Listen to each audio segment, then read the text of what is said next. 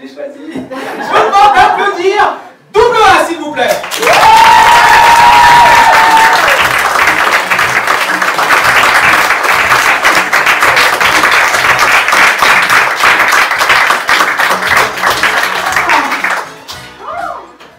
Ça fait hyper plaisir, hein, vraiment d'être là ce soir. Parce que c'est un peu une des premières fois que je joue dans une salle où il y a un peu de monde. C'est con quand même de venir de Paris pour avoir enfin une salle comble. Pas bien fait mes calculs. Alors, moi je m'appelle double A, donc je ne suis pas deux, hein, comme vous pouvez le voir, je suis seule. Et double A, ça s'écrit double plus loin A. Et pas AA. Je n'ai rien à voir avec les alcooliques anonymes. Non, je préfère préciser. En fait, double A, c'est en rapport avec mon prénom composé. Anne-Alexandrine. C'est joli, hein? Oui, c'est joli. Voilà, merci de votre spontanéité. Ouais, c'est hyper joli. Et puis surtout, ça n'a rien à voir avec mon propre problème d'alcoolisme. Non. Non, c'est hyper joli. Anne-Alexandrine. C'est hyper joli. En tout cas, ça partait d'une belle intention parentale. Voilà. Mais c'était sans compter sur la flemme de mes profs qui m'appelaient Anne et le nom de mon père, Nus. Ouais, d'accord, vous avez compris? J'ai surtout compris que j'allais en chier. Avant, moi j'étais pas humoriste, en fait j'étais avocate. Donc un peu rien à voir, quoique prise de parole, tout ça. Et quand je suis rentrée dans le monde de l'humour, il y a plusieurs personnes qui m'ont dit qu'il va falloir se démarquer la petite. Alors j'ai choisi de faire naturellement de l'humour communautaire. Ouais, non, c'est pas parce que je suis une femme ce soir et que je suis la seule que je vais vous faire des blagues sur la rupture, les règles et tout ça. Non, moi c'est pas ce genre d'humour communautaire que je pratique. Est-ce qu'il y a des malades chroniques dans la salle? Ouais.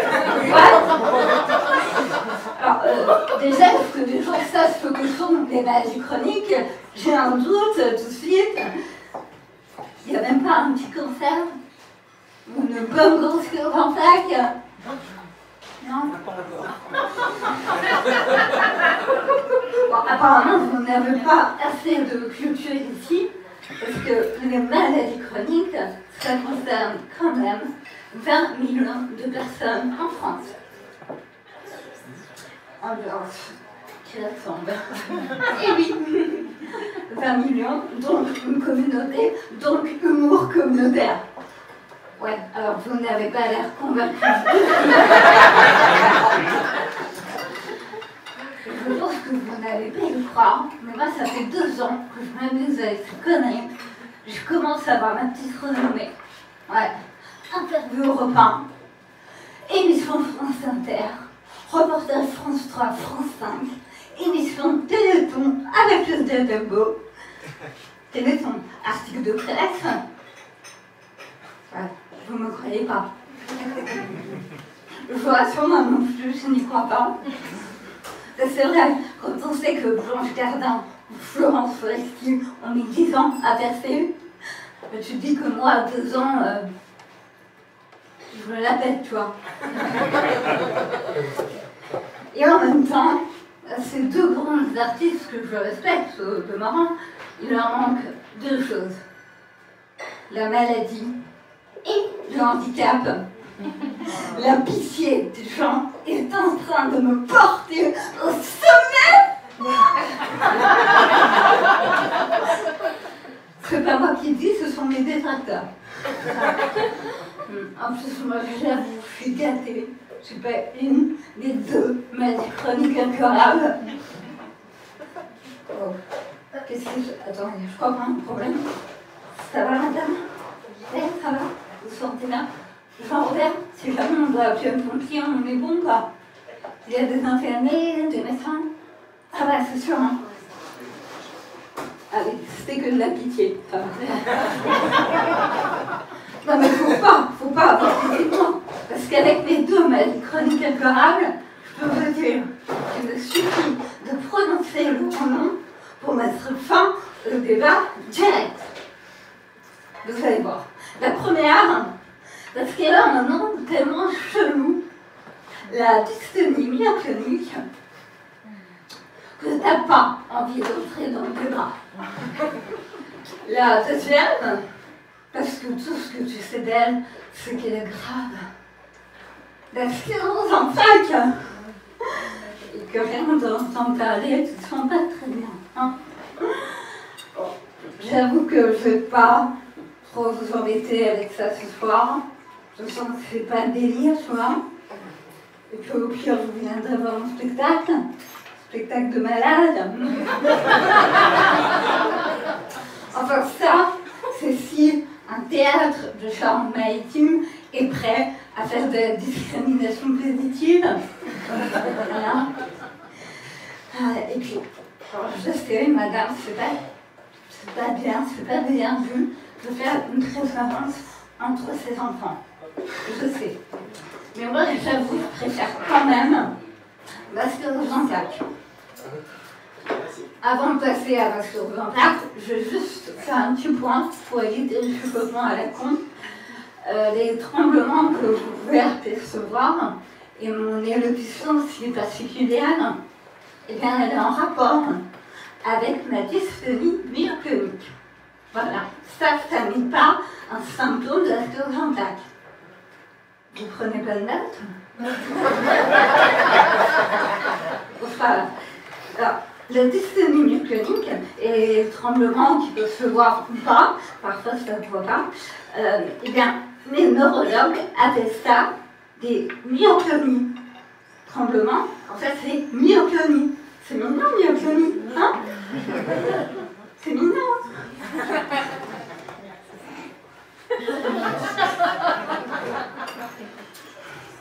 C'est mignon, mais c'est chiant.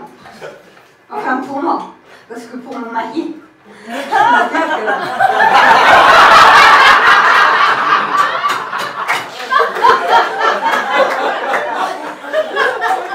je le laisse là. Tout ça là.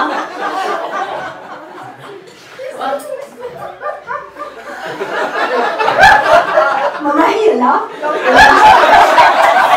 Et là, tout le monde s'est dit, mais quel viennard! Non seulement il a la carte de stationnement handicapé, mais en plus, tous les mêmes pas. Comme je disais, je préfère ma sclérose en plaques. Parce qu'avec ma sclérose en plaques, j'ai vraiment appris à voir la vie du bon côté. Et par exemple, avec mon mari, il fait beaucoup plus d'attention à moi. Par exemple, quand on fait l'amour, parce que les gens n'ont pas entendu, quand on fait l'amour avec mon mari, eh bien, il prend beaucoup de soin, il tape le terrain, il me susurre des mots doux. Tu la sens là? Là.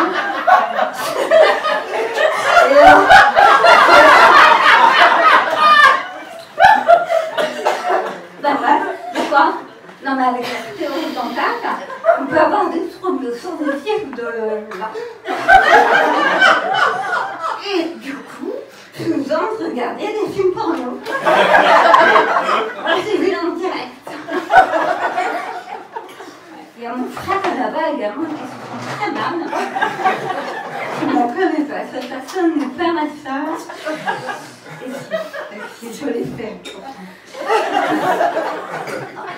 Tout soft, moi je préfère vraiment ma sclérose en plaques parce qu'avec elle, je mène une vie de VIP. Ouais, vraiment. Véritable, intouchable, parasite. Et pas de la fille du clinique gratuite dans tout La Rochelle, en veux-tu, en voilà. Des entrées gratuites dans les musées, en veux-tu, en voilà. Bon, apparemment, ici, on s'en fout des musées. Pas trop ça. Bon, ok. Des entrées à moitié prix à Disneyland Paris. Ça, on s'en fout pas, quand même, c'est ouf. Hein? Disneyland, attends, Mickey, quoi. Par contre, à moitié prix. J'ai quoi encore comme avantage? Je peux aussi m'asseoir dans le métro, dans le tramway, dans le bus. Et il y a un truc que j'adore faire dans le bus. Vous voulez savoir ce que c'est ou pas? Oui. Ah. Et là, mon petit péché mignon dans le bus.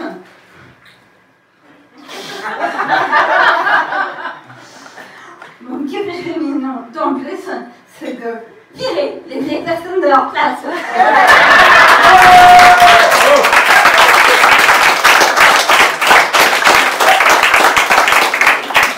Non, mais on est d'accord. La vieillesse n'est pas une maladie. Ça se saurait quand même. La vieillesse n'est pas un handicap non plus. Qu'est-ce qu'il y a, madame? Je sens un doute. Vous êtes inspecteur de la sécurité sociale? Tout à fait, tout à fait. D'accord, bon. De toute façon, même si c'est le cas, madame, j'ai envie de vous dire, qu'est-ce que vous allez me faire? Exactement. Me retirer ma restaurant avec? C'est pas possible. Ouais. Et puis, arrêtez avec votre jalousie, les valides, là. Non, vraiment, pourquoi? Parce que la sclérose en plaques, moi je l'adore, parce qu'elle est invisible chez certains de mes confrères. Vous savez comme ça. Elle est invisible. Et si elle est invisible, ça veut dire quoi? Ça veut dire que vous aussi, dans le bus, vous pouvez virer les vieilles personnes.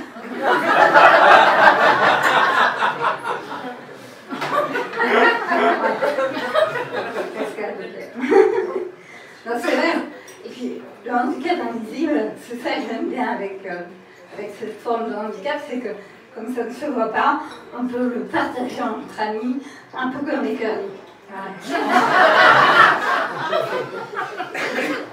En fait, dans la société, il y a deux personnes qui ont des handicaps invisibles, mais on n'en a pas forcément conscience, et eux-mêmes n'en ont pas conscience. Ce sont les hommes et les femmes politiques. Enfin, les femmes et les hommes politiques. Il faut respecter le langage de Madame Schiappa. Hein. Les femmes d'abord, les hommes après. Vous voyez pas? Le handicap, ok. Alors, il y a un handicap qui est quand même assez connu, qui revient souvent dans les tribunaux. Actuellement, on a un grand comique, un Patrick Balkany,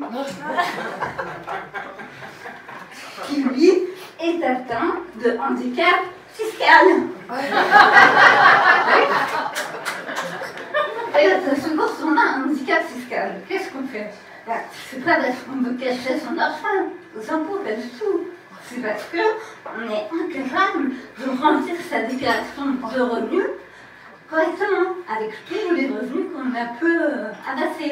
Vous voyez? C'est une gymnastique intellectuelle. Hein. J'ai été avocat, vous voyez, je trouve des parades dans la défense. Il y a un autre handicap, le handicap social. Et le handicap social, je le définis comme l'incapacité à vivre dans un logement qui fait moins de 170 mètres carrés à Paris. L'incapacité à se déplacer sans avoir moins de 3 chauffeurs. L'incapacité à s'habiller sans avoir des costumes qui coûtent moins de 7 500 € pièce. Voilà, donc un handicap lourd quand même. Hein. Et le dernier, le plus grave, c'est le handicap politique. Le handicap politique, c'est l'incapacité à se consacrer à l'intérêt général. Je sens que j'ai des politiques, ça va là. Pas des blagues. Hein. Il y a aussi dans le handicap politique l'incapacité à construire des projets allant dans le sens du bien commun. Ouais. Ouais, et c'est chaud, hein. C'est chaud. C'est politique dans handicap politique. C'est compliqué. Il y en a beaucoup pour ce problème-là. Et moi, je suis quelqu'un de sympa. Et puis, je suis quand même pas mal intelligente. Moi, je me suis dit, il faut trouver une solution pour ces gens-là qui sont politiques, mais qui ont un handicap politique. Donc, j'ai cherché. Et puis, j'ai trouvé, en regardant une émission pleine de bon sens, comme quoi la vie ne tient à rien, vraiment. Et cette émission, c'est Pascal le grand frère. Oui, je sais, ça s'appelle plus comme ça s'appelle Ma famille a besoin d'aide. On va pouvoir le transformer en l'Élysée a besoin d'aide, l'Assemblée nationale a besoin d'aide, le Sénat a besoin d'aide. Enfin, en vrai, ça ferait beaucoup de boulot pour Pascal. Hein. Et en même temps, je me suis dit, telle est la réalité pour reconnecter les politiques à notre réalité. C'est une putain de bonne idée, ça, non? Ouais. Alors, j'ai concocté 3 projets. Je pense que je vais m'empresser d'aller présenter à M6, TF1, Canal après cette soirée. Je vais les partager avec vous. Et à la fin, on va voter. D'accord? On va refaire parce que j'ai l'impression. On va refaire parce que j'ai l'impression qu'il y a des morts dans la salle. Vous êtes d'accord? Oui! Merci. Alors, le premier projet, je l'appellerai Marine et ce prince presque charmant. Une émission dans laquelle la droite comme la gauche irait chasser sur les terres de Marine et puis à la fin de la période électorale, la quitterait comme une vieille chaussette. Deuxième projet, l'amour et de la manifestation. Oui. Avec Philippe Poutou.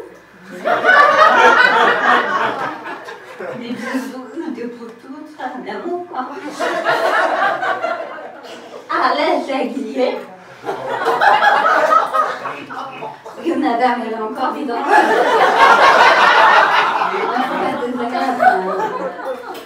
Je suis sûre qu'elle sera par contre. Christophe Castaner. Et une guest. La République, c'est moi. Jean-Luc Mélenchon. Il faut avoir des petites références. Bon, le dernier projet, je ne veux pas vous influencer, hein, je l'appellerai Calais Express. Ouais. Émission dans laquelle Nadia Morano, Éric Ciotti, Laurent Wauquiez, Nicolas Dupont-Aignan, après une épreuve de natation dans la mer Méditerranée,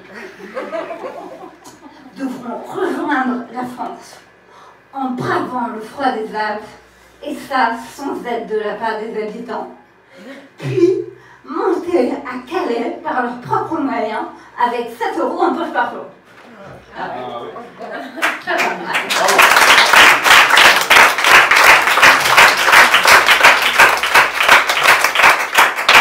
On va faire un petit vote.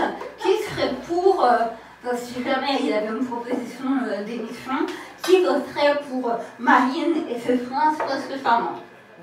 Non. C'est que cette émission-là, elle ne tombe pas trop, parce que chaque élection, on la revit. Il n'y a pas besoin d'émission pour ça. L'amour est dans la manifestation. Qui? Moi, j'ai bien aimé. Ah, eh bien, vous savez, madame, quand je fais ce sketch, il n'y a toujours qu'une personne. Ah ben c'est la révolutionnaire de la soirée. Et le dernier projet, Calais Express, qui serait pour. Ah si, ouais. Tu vois, je t'ai dit, faut que j'ai aspiré aussi ça. Et l'autre, c'est qui présente Pékin Express? C'est plus Bronia. Hein? Ouais. Non, c'est que l'Anca. Oh. Rothenberg. Et hop, Rothenberg au placard. Et nous voici.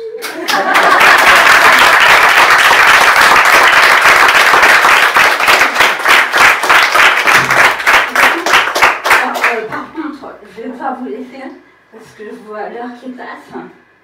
Et en fait, il y a mon chauffeur qui est arrivé. Alors, c'est pas un taxi ou un Uber, je vous rassure. Non, hein. Quand on peut avoir une ambulance gratos.